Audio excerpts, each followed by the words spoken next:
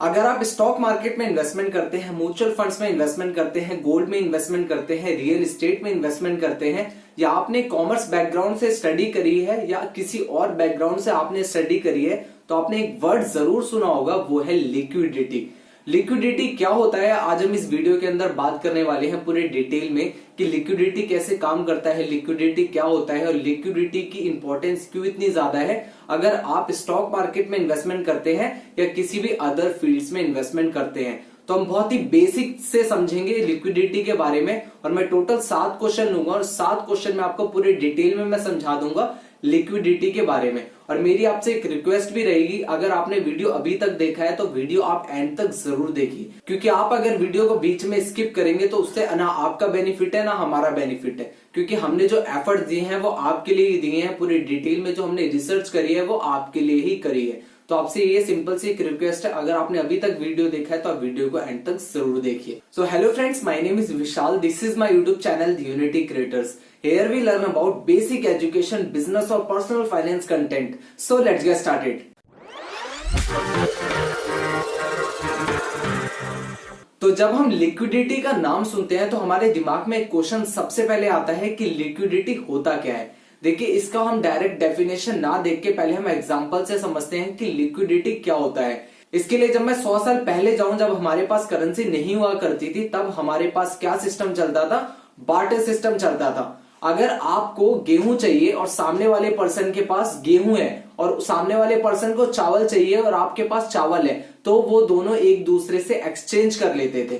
तो ये क्या होता था, ये लिक्विड एसेट हो जाता था, एक तरीके से ये एक्सचेंजेबल था। लेकिन अगर सामने वाले पर्सन को गेहूं चाहिए और आपको भी गेहूं चाहिए, तो वहां पे जो एक्सचेंज हो सकती हैं चीजें वो नहीं हो सकती, तो उसकी जो लिक्विडिटी है वो काफी ज्यादा कम हो जाती है। उसके बाद क्या हुआ, जब गोल्ड कॉइन्स आए, गोल्ड कॉइन्स आने के बाद भी ये प्रॉब्लम फेस करनी पड़ी, क्योंकि गोल्ड कॉइन्स की वैल्यू काफी ज्यादा थी। दैट्स वाई वो जो चीजें होती थी, जो मटेरियल्स होते थे, जो भी एक्सचेंज करना चाहते थे, वो एक्सचेंज नहीं हो पाते थे। इसी वजह से जो उसकी लिक्विडिटी थी वो कम होती थी। उसके बाद जब आरबीआई ने करेंसी लॉन्च करी, करेंसी लॉन्च करने के बाद आरबीआई ने बोला अब आप इस करेंसी को दे के कोई भी मटेरियल, कोई भी प्रोडक्ट बाय कर सकते हैं इजीली, कोई भी प्रॉब्लम आपको नहीं होगी, कोई भी आपको मना नहीं करेगा, क्योंकि जो इसकी लिक्विडिटी थी वो काफी ज्यादा थी। मतलब मैं कैश की बात कर रहा हूं, सबसे ज्यादा जो लिक्विडिटी होती है वो होती है कैश की। आप कैश देकर किसी से कुछ भी बाय कर सकते हैं, कोई भी आपको मना नहीं करेगा। चाहे वो स्टॉक मार्केट में आप शेयर बाय करना चाहते हो, प्रॉपर्टी बाय करना चाहते हो, कोई भी घर का मटेरियल आप बाय करना चाहते हो, एक्सेट्रा एक्सेट्रा, आप कुछ भी बाय कर सकते हैं, उससे आपको कोई भी मना नहीं करेगा। अगर मैं आपको डेफिनेशन बताऊं इकोनॉमिक्स के अकॉर्डिंग लिक्विडिटी की क्या होती है, अगर आप स्टॉक मार्केट में इन्वेस्टमेंट करते हैं, रियल एस्टेट में इन्वेस्टमेंट करते हैं, किसी भी अदर फील्ड्स में आप इन्वेस्टमेंट करते हैं, तो उसकी डेफिनेशन क्या होती है। देखिए, सिंपल सी जो उसकी डेफिनेशन होती है वो होती है, अगर आपको कोई शेयर अपना सेल करना है मार्केट के अंदर, तो सेल करने के लिए आपके पास सबसे इंपॉर्टेंट चीज है, आपके पास शेयर होना चाहिए, और सेकेंडली सबसे इंपॉर्टेंट चीज है कोई बायर होना चाहिए। अगर बायर नहीं हुआ तो आप शेयर्स को सेल नहीं कर सकते, तो जो उसकी लिक्विडिटी है वो कम हो जाएगी। और देखिए, अगर आप अपना शेयर सेल करते हैं, आपको बायर भी मिल गया, और जो प्राइस है, जिस प्राइस पे आप उसको सेल करना चाहते हैं, वो उसी के आसपास होना चाहिए, कम नहीं होना चाहिए। उसके प्राइस में जो डिफरेंस होता है ना, वो ज्यादा नहीं होना चाहिए। अगर आप 100 रुपए का कोई शेयर सेल करना चाहते हैं मार्केट के अंदर, तो जो उसका प्राइस है, जितने पे वो पर्सन जो आपसे शेयर्स बाय कर रहा है, वो कितने पे बाय करना चाहता है, वो 100 रुपीज के आसपास ही होना चाहिए। बहुत ज्यादा भी नहीं होना चाहिए, बहुत ज्यादा कम भी नहीं होना चाहिए। इससे क्या होता है, जो लिक्विडिटी होता है, लिक्विडिटी उसकी कम हो जाती है। तो आपको क्लियरली समझ आ गया होगा लिक्विडिटी क्या होता है। अगर एक और एग्जांपल ले और डिटेल में इसको समझने की कोशिश करें, तो हम गोल्ड का एग्जांपल ले सकते हैं। देखिए, जो गोल्ड है वो भी एक हाईली लिक्विड एसेट है, उसको भी आप इजीली सेल कर सकते हैं मार्केट के अंदर, कोई भी आपको बायर मिल जाएगा उसका, तो वो भी एक हाईली लिक्विड एसेट होता है। सो आई होप आपको क्लियर समझ आ गया होगा लिक्विडिटी के बारे में। अगर आपको नहीं समझ आया तो आप मुझे नीचे कमेंट करके बता सकते हैं, तो मैं आपकी डेफिनेटली प्रॉब्लम सॉल्व वहां पे करूंगा। तो हम बात करते हैं हमारे दूसरे क्वेश्चन की कि हम कितने तरीके से लिक्विडिटी को कैलकुलेट कर सकते हैं, मेजर कर सकते हैं। देखिए, हम लिक्विडिटी को सिर्फ 2 तरीके से मेजर कर सकते हैं। एक है आपका मार्केट लिक्विडिटी और सेकंड है आपका अकाउंटिंग लिक्विडिटी। जो आपका मार्केट लिक्विडिटी होता है वो क्या होता है, वो आपको पता ही होगा। अगर आप शेयर्स बाय करते हैं मार्केट से, स्टॉक मार्केट से आप बाय करते हैं, एनएससी बीएससी से, या आप रियल एस्टेट की कोई भी प्रॉपर्टी बाय करते हैं अपने सिटी में, तो वो आपका एक तरीके से मार्केट लिक्विडिटी के अंदर आ गया। आप अपना शेयर सेल कर रहे हैं, आपको वहां पे एक बायर मिल रहा है और आपका जो प्राइस है, जिस प्राइस पे आप सेल करना चाहते हैं, आपको वो प्राइस मिल रहा है, तो वो हाईली लिक्विड एसेट हो गया आपका, वहां पे आप उसको सेल कर सकते हैं। लेकिन जो कंडीशन मैंने आपको पहले बताई, अगर प्राइस का डिफरेंस काफी ज्यादा है वहां पर, तो वो हाईली इलिक्विड एसेट हो जाएगा, तो उसकी जो लिक्विडिटी है वो काफी ज्यादा कम हो जाएगी। तो एक तो ये होता है आपका मार्केट लिक्विडिटी। अब हम बात करते हैं आपका अकाउंटिंग लिक्विडिटी क्या होता है। देखिए अकाउंटिंग लिक्विडिटी क्या होता है वो मैं आपको सिंपल तरीके से बताता हूं। देखिए कोई भी इंडिविजुअल या कोई भी कंपनी है जिसके ऊपर लायबिलिटीज है, लायबिलिटीज मतलब डेट है, डेट मतलब कर्जा है उसके ऊपर, तो वो उसको वापस तो करेंगे, ऐसा तो नहीं है डेट लिया है तो उसको वापस वो ना करें, ऐसा नहीं होता है। तो उस कंपनी के पास कितना लिक्विड एसेट अवेलेबल है जिससे वो कर्जा वापस कर सकते हैं विद इन 1 ईयर या शॉर्ट पीरियड ऑफ टाइम वो वापस कर सकते हैं। एग्जाम्पल मैं आपको बताता हूं, जैसे आपने कंपनी के बैलेंस शीट में रिजर्व्स का कॉलम देखा होगा, कैश का कॉलम देखा होगा, वैसे ही होता है कि कंपनीज के पास कितना लिक्विड एसेट अवेलेबल है जिससे वो अपना जो लायबिलिटीज है, करंट लायबिलिटीज है, इंस्टेंट कभी जरूरत पड़ जाए, कोई प्रॉब्लम आ जाए कंपनी को, तो कंपनी के पास कितना पैसा अवेलेबल है, कितना कैश अवेलेबल है जिससे वो प्रॉब्लम को फेस कर सकते हैं और अपनी कंपनी को बचा सकते हैं। तो ये बहुत ज्यादा इंपॉर्टेंट पॉइंट है अकाउंटिंग लिक्विडिटी के अंदर। और देखिए अकाउंटिंग लिक्विडिटी हम 3 तरह से कैलकुलेट कर सकते हैं, वो भी मैं आपको इस वीडियो के अंदर ही बताता हूं। देखिए अलग अलग तरीके होते हैं अकाउंटिंग लिक्विडिटी को कैलकुलेट करने के। देखिए होता है current ratio, quick ratio, cash ratio, ये 3 रेशोज होते हैं जिससे आप अकाउंटिंग लिक्विडिटी को कैलकुलेट कर सकते हैं। तो बात करते हैं सबसे पहले करंट रेशो की। देखिए जो करंट रेशो होता है वो सबसे सिंपलेस्ट और लीस्ट स्ट्रिक्ट होता है। वो कैसे होता है वो मैं आपको बताता हूं। देखिए इसमें क्या होता है, जो इसका करंट एसेट्स होते हैं वो विद इन 1 ईयर कैश में कन्वर्ट हो सकते हैं, और वो जो डेट है, कंपनी ने जो डेट लिया है वो उसको विद इन 1 ईयर जो करंट लायबिलिटीज है उसको वो पे ऑफ कर सकते हैं। तो ये सिंपल सा मतलब होता है करंट रेशो का। और जो करंट रेशो का फॉर्मूला होता है वो भी मैं आपको बता देता हूं। इसका जो फॉर्मूला है वो होता है current asset divided by current liabilities.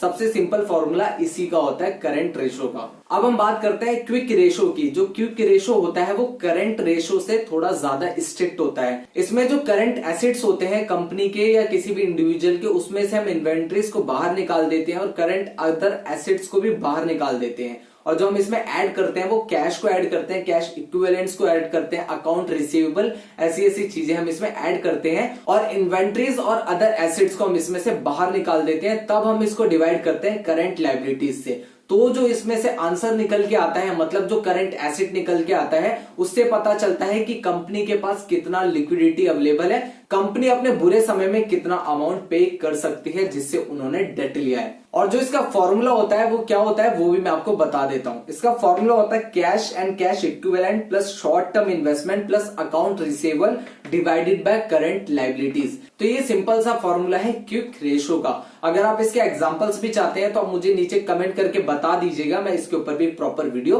बना दूंगा अलग से। लेकिन अगर मैं इस वीडियो के अंदर बताऊंगा तो टाइम ज्यादा लग जाएगा, तो वो चीज ज्यादा बेटर नहीं रहेगा। इसके लिए मैं सेपरेट वीडियो बना दूंगा अगर आप चाहते हैं इसके एग्जांपल्स के साथ इसको समझना। अब हम बात करते हैं कैश रेशो की। कैश रेशो सबसे इंपॉर्टेंट होता है किसी भी कंपनी के लिए, किसी भी इंडिविजुअल पर्सन के लिए। ऐसा इसलिए कह रहा हूं, अगर उसका कैश रेशो अच्छा है, मतलब कंपनी के पास या किसी भी इंडिविजुअल के पास कैश काफी ज्यादा पड़ा हुआ है और उसने किसी से लायबिलिटी, मतलब उसने किसी से डेट लिया है, तो वो इसको इजीली वापस कर सकता है। मतलब उसके पास जो लिक्विडिटी है वो काफी ज्यादा है। ऐसे समय में क्या होता है, अगर किसी कंपनी के बुरे दिन आते हैं, मतलब उन्हें लॉस झेलना पड़ता है, तो वहां पर अगर कंपनी के पास अच्छा कैश अवेलेबल है तो वो इजीली उसको मैनेज कर सकते हैं। जो निफ्टी 50 में आती है, निफ्टी 100 में आती है, निफ्टी 200 में आती है, उनका इसीलिए कैश रेशो अच्छा होता है और वो कंपनी इजीली उन सब चीजों को मैनेज कर सकती है क्योंकि उनके पास क्या है, कैश अवेलेबल है अगर उनके ऊपर कोई भी प्रॉब्लम आती है। जैसे आपने लॉकडाउन के टाइम पर देखा, ज्यादातर कंपनियां जो, अगर स्टार्टअप की बात करें, काफी ज्यादा स्टार्टअप बंद हुए उस समय पे। ऐसा इसलिए हुआ क्योंकि कंपनीज के पास कैश नहीं था, वो इजीली वो सारी चीजें मैनेज नहीं कर पाए। सो दैट्स वाई वो ये सारी चीजें फेस नहीं कर पाए और इसी वजह से उनकी कंपनी बंद हो गई। लेकिन जिन कंपनीज के पास अच्छा कैश अवेलेबल था, उनके साथ ये प्रॉब्लम नहीं, उन्होंने आसानी से इन चीजों को हैंडल कर लिया। और जिसका फॉर्मूला होता है कैश रेशियो का, वो भी मैं आपको बता देता हूं। इसका फॉर्मूला होता है cash and cash equivalent divided by current liability. तो इसका सिंपल सा फॉर्मूला है। तो आई होप आपको क्लियरली समझ आ गया होगा अकाउंटिंग लिक्विडिटी के बारे में। अगर आप और डिटेल में जानना चाहते हैं तो आप नीचे कमेंट करके मुझे बता सकते हैं, तो मैं इसके ऊपर भी एक सेपरेट वीडियो बनाने की पूरी कोशिश करूंगा। देखिए, अब हम बात करते हैं लिक्विडिटी काम कैसे करता है। देखिए, अगर आप स्टॉक मार्केट में इन्वेस्टमेंट करते हैं तो वहां पर आपको क्लियरली पता होगा, जो हाईली लिक्विड शेयर्स होते हैं उनके अंदर आप इजीली शेयर्स को बाय कर सकते हैं, सेल कर सकते हैं। ऐसा इसलिए होता है क्योंकि जो उसका वॉल्यूम होता है वो काफी ज्यादा होता है। तो मेरा वॉल्यूम कहने का मतलब है वो है उस कंपनी के शेयर्स करोड़ में अवेलेबल है, लैक्स में अवेलेबल है, तो आप इजीली उसकी जो लिक्विडिटी है वो काफी ज्यादा होती है। इस वजह से वहां पर आप इजीली शेयर्स को बाय कर सकते हैं और इजीली शेयर्स को सेल कर सकते हैं। तो ये सिंपल सा वे होता है, लिक्विडिटी ऐसे ही वर्क करता है, चाहे आप शेयर मार्केट में इन्वेस्टमेंट करते हो या किसी भी अदर फील्ड्स में आप इन्वेस्टमेंट करते हो। अब हम लेते हैं हमारा फोर्थ क्वेश्चन कि लिक्विडिटी क्यों इंपॉर्टेंट है अगर आप इंट्राडे करते हैं या लॉन्ग टर्म इन्वेस्टमेंट करते हैं। मेरे हिसाब से लॉन्ग टर्म इन्वेस्टमेंट के लिए आपको लिक्विडिटी की इतनी चिंता नहीं करना चाहिए। अगर आपको पता है कि इस कंपनी का फ्यूचर अच्छा है, कंपनी की ग्रोथ अच्छी है, तो आपको ऐसा नहीं सोचना चाहिए कि यहां पर मुझे ऐसा ना हो फ्यूचर में जब मैं शेयर सेल करूं तो वहां पे मुझे इलिक्विडिटी फेस करनी पड़े। ऐसा नहीं होता है। अगर कंपनी अच्छी है तो डेफिनेटली वहां पर इलिक्विडिटी कभी आ ही नहीं सकती, क्योंकि ज्यादातर लोग वहां पे वो शेयर बाय करना चाहेंगे। और मैं आपको एक एग्जांपल भी देके बताता हूं। देखिए, अगर एमआरएफ के शेयर की बात करूं, वहां पर जो इसका वॉल्यूम रहता है वो पर डे काफी ज्यादा कम रहता है, जिसके फाइनेंशियल्स भी अच्छे हैं, जिसकी सारी चीजें अच्छी हैं। इस वजह से लोग इसको लॉन्ग टर्म के लिए होल्ड करते हैं, इसीलिए जो इसका ट्रेडिंग वॉल्यूम होता है वो काफी ज्यादा कम होता है। देखिए, अगर आप इंट्राडे करते हैं, मतलब आप ट्रेडिंग करते हैं, आज ही खरीदना और आज ही सेल करना, अगर आप ये करते हैं तो आपको एक चीज ध्यान में जरूर रखनी चाहिए। आप जब इंट्राडे करते हैं, आप किसी भी शेयर्स के अंदर अगर इन्वेस्टमेंट करते हैं तो आप उसके वॉल्यूम पे एक चीज जरूर ध्यान दीजिए। अगर आप कोई भी शेयर बाय कर रहे हैं, किसी भी कंपनी का बाय कर रहे हैं, जो उसका वॉल्यूम है, अगर आप के शेयर जो आप बाय कर रहे हैं वो 1% के वॉल्यूम से ज्यादा है, मतलब अगर 100 कंपनी के शेयर है और वहां पे 1%, एक शेयर से ज्यादा शेयर आप बाय कर रहे हैं, तो वहां पर उसकी लिक्विडिटी काफी ज्यादा कम है। लेकिन अगर आप लेस देन 1% शेयर बाय कर रहे हैं उस कंपनी के, तो उतना ज्यादा इफेक्ट नहीं पड़ेगा। आप उसको इजीली बाय भी कर सकते हैं और इजीली सेल भी कर सकते हैं। तो वो कंपनी क्या होगी, हाईली लिक्विड होगी, तो आपको इतना प्रॉब्लम नहीं आएगा शेयर्स को सेल करने में या बाय करने में। तो इसकी आपको चिंता नहीं करनी चाहिए। और यहाँ पे मैं एक पॉइंट और ऐड कर देता हूं। देखिए, अगर आपने कोई भी शेयर बाय करा है जिसका ट्रेडिंग वॉल्यूम लैक्स में रहता है और आपने सिर्फ 100 शेयर बाय करे हैं, तो आपको बिल्कुल टेंशन लेने की जरूरत नहीं है। लेकिन अगर आप काफी बड़ी क्वांटिटी बाय करते हैं तो वहां पर आपको सोचने की जरूरत है कि वहां पर जो ट्रेडिंग वॉल्यूम है वो लेस देन 1% ही रहे। अगर मोर देन 1% रहता है तो वहां पे जो उसकी लिक्विडिटी है वो काफी ज्यादा कम होगी। तो ये चीज आपको ध्यान में रखना बहुत ज्यादा इंपॉर्टेंट है। अब हम बात करते हैं हमारे फिफ्थ क्वेश्चन के, हम कैसे एक अच्छे लिक्विड स्टॉक को कैसे चुने। देखिए, इसको चुनने का एक ही तरीका है मेरे अकॉर्डिंग। अगर आप लॉन्ग टर्म इन्वेस्टमेंट करते हैं तो आप अगर किसी अच्छी कंपनी में इन्वेस्टमेंट करते हैं, जैसे HUL, टाटा मोटर्स, ITC, ऐसी जो बड़ी बड़ी कंपनी है, अगर आप उसमें इन्वेस्टमेंट करते हैं तो इसकी लिक्विडिटी काफी ज्यादा रहती है। लेकिन अगर आप इंट्राडे करते हैं, आप आज ही खरीदना और आज ही सेल करना चाहते हैं, तो वहां पर आपको जो उसका ट्रेडिंग वॉल्यूम है वो आपको देखना पड़ेगा। जैसा मैंने आपको बताया वो सेम चीज आपको फॉलो करनी है, उसके बाद आप वहां पे इन्वेस्टमेंट कर सकते हैं इजी तरीके से। कोई भी टेंशन लेने की आपको जरूरत नहीं है वहां पे। अब हम हमारा 6th क्वेश्चन लेंगे, एग्जांपल देखेंगे हम लिक्विडिटी का। देखिए, लिक्विडिटी के एग्जांपल भी हम समझ लेते हैं। देखिए, अगर हम इन्वेस्टमेंट टर्म्स में देखें तो अगर आप इक्विटीज में इन्वेस्टमेंट करते हैं तो वहां पर आपके लिए बहुत ज्यादा इंपॉर्टेंट है लिक्विडिटी को समझना। वो सारी चीजें मैं आपको बता चुका हूं और डिटेल में अगर मैं बोलूंगा तो वीडियो और ज्यादा लेंथी हो जाएगा। जितनी चीजें आपको समझनी चाहिए लिक्विडिटी के बारे में अगर आप इन्वेस्टमेंट करते हैं, वो सारी चीजें मैंने आपको इस वीडियो के अंदर क्लियरली बता दी। अगर आपको कोई भी डाउट होता है लिक्विडिटी के बारे में तो आप मुझे नीचे जरूर कमेंट करके बता देना, मैं उसके ऊपर प्रॉपर वीडियो बना दूंगा। तो ये जो क्वेश्चन मैंने ऐड करा था ये सिर्फ इसलिए करा था आपको बताने के लिए। ये सारे मैंने एग्जांपल्स ही बताए हैं आपको, इसमें कुछ अलग से लॉजिक्स नहीं लगाने आपको, वो सारे एग्जांपल्स ही हैं इसके। जो मैंने आपको वीडियो के अंदर बताया वो सारे इसके एग्जांपल्स ही हैं। तो फाइनली अब हम बात करते हैं हमारे 7th क्वेश्चन की। जो हमारा 7वां क्वेश्चन है वो है कौन सा सबसे ज्यादा लिक्विड एसेट होता है या सिक्योरिटीज होती हैं? देखिए, जो सबसे ज्यादा लिक्विड एसेट होता है वो होता है कैश, उसके बाद होता है आपके सेविंग अकाउंट में जो पैसे रहते हैं, उसके बाद गोल्ड होता है, उसके बाद आप अगर स्टॉक मार्केट में इन्वेस्टमेंट करते हैं